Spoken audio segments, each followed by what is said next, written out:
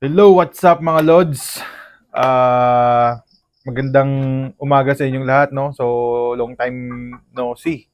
Matagal tayong hindi nakapag-vlog mga Lods, gawa ng na-busy tayo sa paghahanda ng ating sinalihang Seven Stag, no? Ng Sabong Idols ng Bimeg. And then, meron pa tayong upcoming event na Battle of TikTokers, mga Lods. Ayan, sa Friday naman po yan, November 17, doon naman po yan, San Pedro, sa Laguna, no? So, eto nga mga Lods, kauuwi lang namin sa farm. Galing kami sa Sabong Idols. Medyo maganda yung balita kasi nag-perform ng maayos yung mga manok natin. So, ayan, naka-perfect 2 wins tayo mga Lods, no? So, medyo maganda-ganda yan. Kaya lang, ngayon mga Lods, imbis na matutulog na sana ako, wala, ganito talaga siguro buhay ng pagmamanok, no? Dumiretso kami sa farm para iatid yung mga winners natin, and then pakita ko sa inyo itong aking ginawang brooder, no?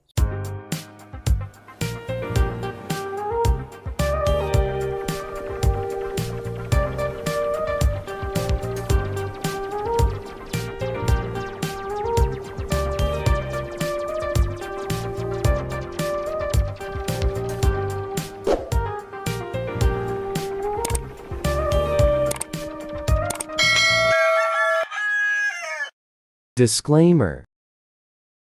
No animal was harmed in the making of this video, for breeding purposes only. Kung makikita nyo, ito yung aming existing na brooder, no? Na temperature controlled, no? So, ang capacity kasi nito mga Lods hanggang 50 heads lang.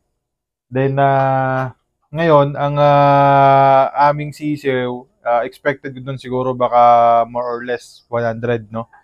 Meron kasi tayong nilagay doon na 154 na candle na itlog. De sure na tayong may similya. Kaya lang, mga Lods, nung ika-18 days ng ating itlog, no? Nung mismong pagkalipat namin ng hatcher, nag-brand out dito. So, awa ng Diyos, maglipat sa hatcher, pang 17 days pala, nag-brand out.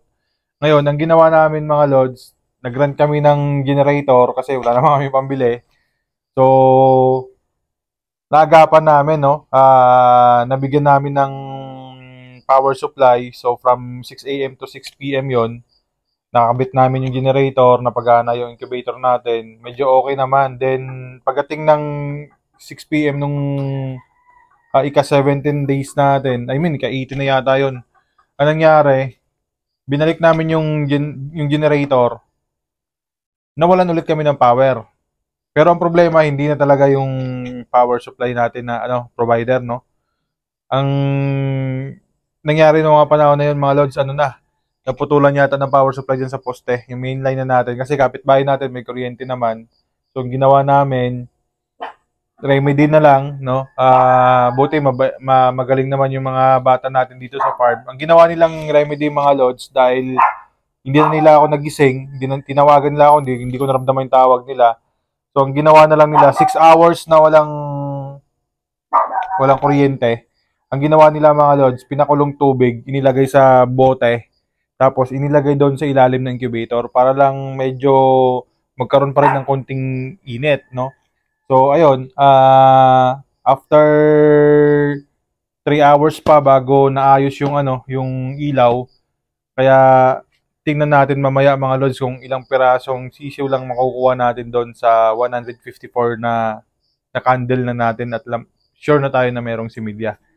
So, ito mga Lods, lapit kayo, pakita ko sa inyo to. No? Ito yung dati. Pinagawa natin to sa isang kaibigan natin, no? Ito lang yung brooder natin na nakatayo dito dati. Sa last video ko, makikita nyo dyan mga Lods na may bisita ako galing Bataan, no? Na may stand pa itong ref na luma. Yung ginawa ko dito mga Lods, binutasan ko yung dingding nito, kabilaan, left and right. So, true and true na yan. And then, naglagay kami dito ng frame. Kaya lang, usog ko muna. Naglagay kami dito ng frame mga lods na stainless. Ito mga scrap lang namin to. Bumili na ako ng net and then Hardiflex.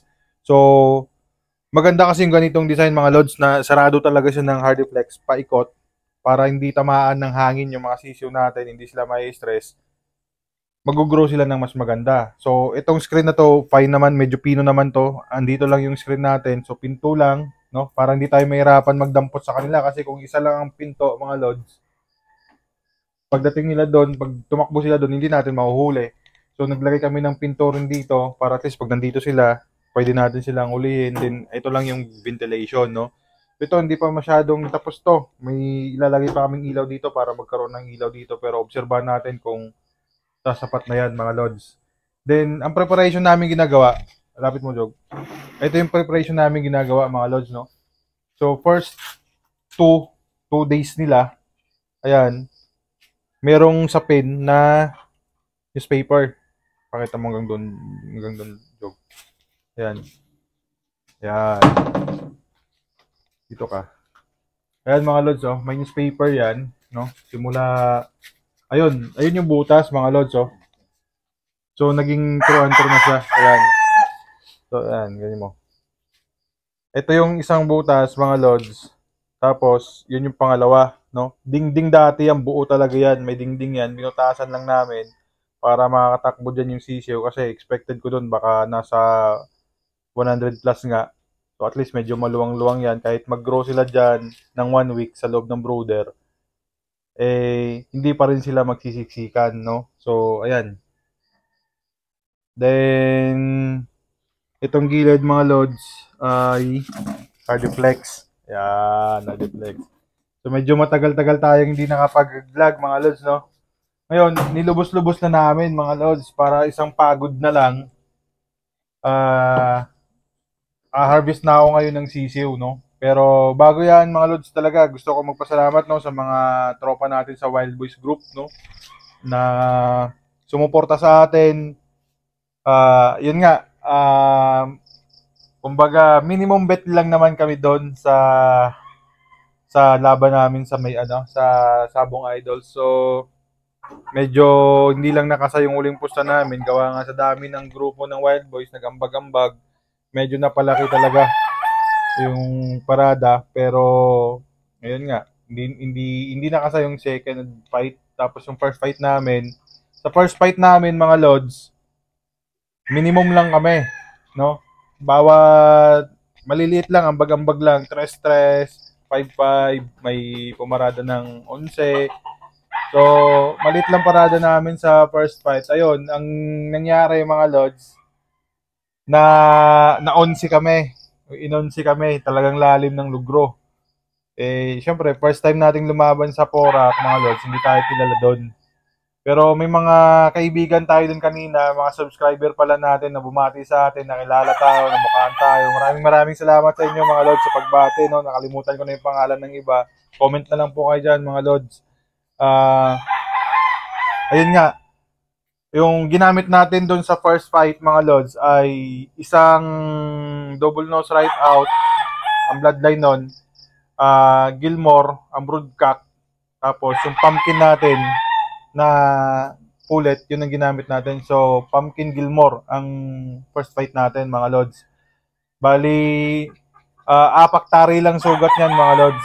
So medyo masarap sa pakiramdam na inonsi tayo, tapos hindi man nakasugat yung kalaban natin. So medyo iba yung saya, iba yung tuwa mga lods, no? Then sa second fight natin, mga lods, ang ginamit ko ay Boston Claret, no? So F1 yan ng imported na claret na binigay sa akin ni Kuya Jad Kauntay. Kuya Jad, kung mapapanood mo man itong video na to, maraming salamat dun sa binigay mong broodcock, no? Ninong yan ng isang kabrad ko sa Wild Boys, no? Si Prex Bunbon. Ayan. Brother, magaling talaga yung yung claret ng ninong mo. Ngayon, yung kapatid nitong claret na ito na nanalo sa second fight, eh marami ng itlog. Actually, may sisiw na sila ngayon. Na ilalabas natin. Na-cross naman natin yan sa ating Super Andre White, no?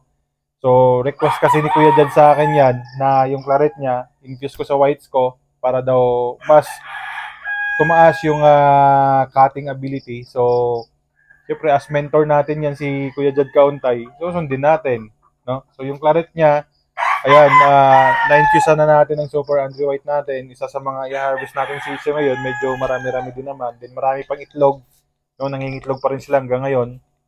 So, ayan. Then, yung first fight na ginamit ko mga lods pala na Pumpkin Gilmore, hindi ko na matandaan kung sino yung pangalan nung nakabunot ng pina-free raffle ko na trio doon sa aming poultry supply, no? Super Andre Poultry Supply. May pinaraffle ako noon, dalawang inahin na na Pumpkin Gilmore. Full sister yon, kapatid yun mismo nung nanalo kanina nung first fight. So, brother, baka napanood mo ito, mag-comment ka lang, then sana po mapaganda mo yan. Balay mo, balang araw, yung mga anak niyan, pag ako kinulang, baka ako naman ang mag-acquire sa iyo niyan. Medyo maganda, pinerform talaga. So, mga lods, kung gusto niyo makita ang video, bawal kasi natin dito i-upload yan sa YouTube, no? Baka madali tayo. So, kung gusto nyong makita yung video niyan, mga lods, pwede nyo akong i-PM, send ko sa inyo. Daan lang kayo dito sa aming Facebook page, no? Super Andre Game Farm. Pero baka i-upload ko rin yan. Or, hindi baka, i-upload ko talaga sa Bilibili, mga lods, no? So, sa lahat ng mga subscriber natin na nakakalam ng ating Bilibili account, abangan nyo na lang yan, mga lods. I-upload ko na lang yan. Then, bukas, ayun, ito nga, yung kinukwento ko sa inyo, mga lods, medyo pagod, puyat, no? So, tayo din po pala ang nagtari no, mga lods, tayo rin naganda, no? Sarili nating handa, sarili nating tari. Sumubok lang tayo sa bago nating programa, 21 days conditioning natin. Kung gusto niyo rin malaman, PM nyo lang ako, mga lods. Then, sa tari, tayo ang nagtari. Ang ginamit ko palang tari, mga lods, ay Julia Silver Fox na 1.8 mm pang stag, no? Pero meron akong bago. Dalawa kasi yung bagong set ng tari na pinagawa ko. Meron pa akong Julia 2.0 na Evolution. Yun, hindi ko kinasa kasi mas trip na trip ko yung 1.8 na Julia Silver Fox. Para doon sa mga manok natin. Kasi yung ginamit natin, mga lods, 1,920 lang yung first fight natin. And then 1,750 lang yung second fight. Maliliit talaga sila manok. And then, yun nga mga lods, based on my record ngayon, kakalkal ko lang, yung mga ginamit natin kanina ay February 14 born. So, bukas magiging eksaktong 9 months lang sila. Kalaban natin, mga nasa 10 months na. So, medyo late tayo ng isang buwan. Okay naman, nag-perform naman. So, yun lang mga Lord. Shoutout dyan sa lahat ng mga tropa natin, no? At mga kapatid natin sa Wild Boys Group, no? Hindi ko na kayo isa-isahin, mga brad. Sobrang dami na natin. At hindi ako prepared ngayon mag-vlog, no? Hindi ko nakuha yung buong pangalan. And then sa mga nagpapa-shoutout, paumanhin po, next time ko na lang kayo i-shoutout dun sa next vlog ko kasi hindi ako nakapag-screenshot. Talagang, biglaan lang itong pagbablog namin dahil gusto ko ipakita itong ginawa kong brooder na wala pa siyang sisiw kasi hindi ko maipakita mga brother, mga lods, kung meron na siyang sisiw kasi baka bawal nga sa YouTube. So, umiiwas lang tayo sa mga ganong violation. So, yun lang mga lods. Maraming salamat and hanggang sa next vlog namin, papakita ko naman sa inyo yung aming mga gagamitin sa Battle of TikTokers. Abangan nyo kami dyan sa Laguna. Kasama ko si Sabong Pinas. Isa din yan sa mga Wild Boys group na may entry din. And then, abang-abangan nyo rin mga lods ang palaban namin, no? Kasama yung aming kapatid na si Brother Roel Amano, no? So siya ang official na mag-a-announce niyan kung anong klaseng palaban yun, kung kailan, kung anong purpose namin nun. So, yun lang mga lods. Tingnan nyo na lang po ang aming video, no, doon sa Bilibili account. Maraming salamat po. Thank you.